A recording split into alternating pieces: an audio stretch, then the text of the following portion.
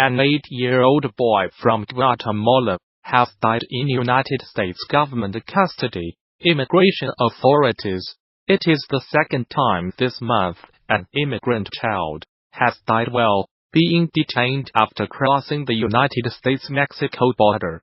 The previous instance saw a 7-year-old girl, also from Guatemala, die hours after being taken into custody. United States officials said she had tried to cross the Mexico-United States border illegally with her family. The Guatemalan girl, who authorities there named as Jacqueline Colo, died of dehydration and shock, the Washington Post reported.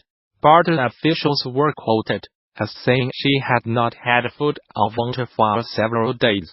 Thousands of migrants have traveled from Central America to the United States border. The migrants say they are fleeing persecution, poverty and violence in their home countries of Guatemala, Honduras and El Salvador. Many of them say their goal is to settle in the United States, despite warnings by United States officials that anyone found entering the country illegally will face arrest, prosecution and deportation.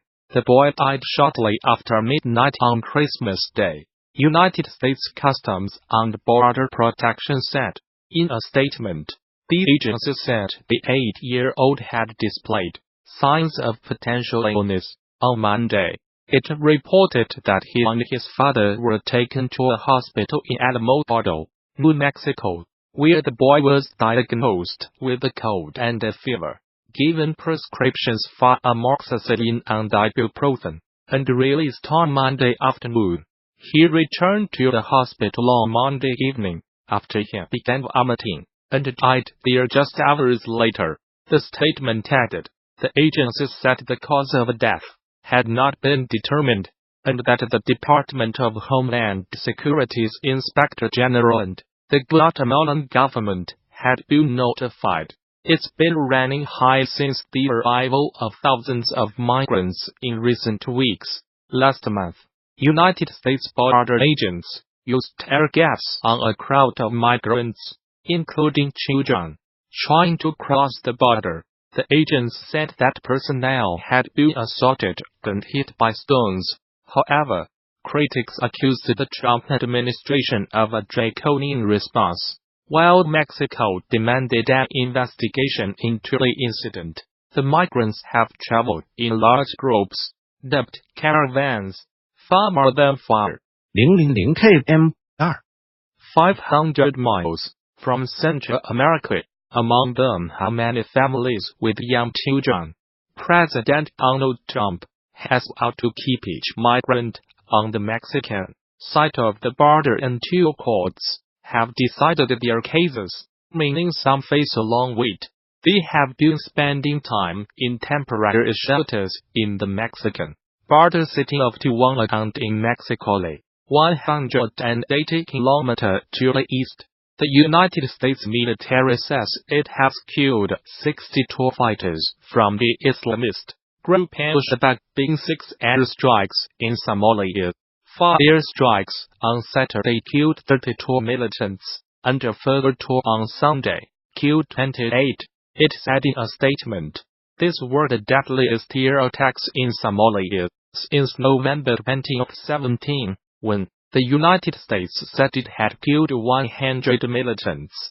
Somalia has seen a sharp increase in the number of airstrikes and casualties since President Donald Trump took office in the United States. In January 2017, a tally by the Bureau of Investigative Journalism reveals that at least 400 people have been killed in airstrikes since the beginning of 2017, far more than the previous 10 years combined. The latest strikes bring to at least 40 the number carried out in Somalia so far this year, compared with 35 recorded in 2017. The United States has a huge military base in neighboring Djibouti, from where it launches attacks on the militants. Mr. Trump gave the United States military greater authority in March 20. 17 to attack militants in Somalia. Traditionally, United States presidents have been wary of intervening in Somalia, since ATN Special Forces soldiers died fighting militias in the capital Mogadishu in 1993, a battle dramatized in the film Black Hawk Down. No civilians were killed in the latest airstrikes, which were carried out in coordination with the Somali government, the United States military said. Alongside our Somali and international partners, we are committed to preventing Al-Shabaab from taking advantage of safe havens from which they can build capacity and attack the people of Somalia, the United States Africa Command said. Al-Shabaab, which is linked to Al-Qaeda, has not yet commented on the latest strikes. Somalia-based security think tank the Higher Institute said in a report published in November that Al-Shabaab had been forced to change tactics following the upsurge in airstrikes. The institute said the group was now conducting fewer mass attacks on military bases, but attacks on government offices and businesses which refused to pay its taxes had increased markedly. The United States State Department, in its most recent report on terrorism, described Somalia as a terrorist safe haven, and said Al-Shabaab remained a threat. Despite suffering setbacks, the group retained control over large parts of the country, and the ability to carry out high-profile attacks using suicide bombers, explosive devices, mortars, and small arms. The report added, a popular tourist attraction has become the latest Chinese company to show solidarity with Huawei's chief finance officer, Meng Wanzhou, who was arrested in Canada on 1 December.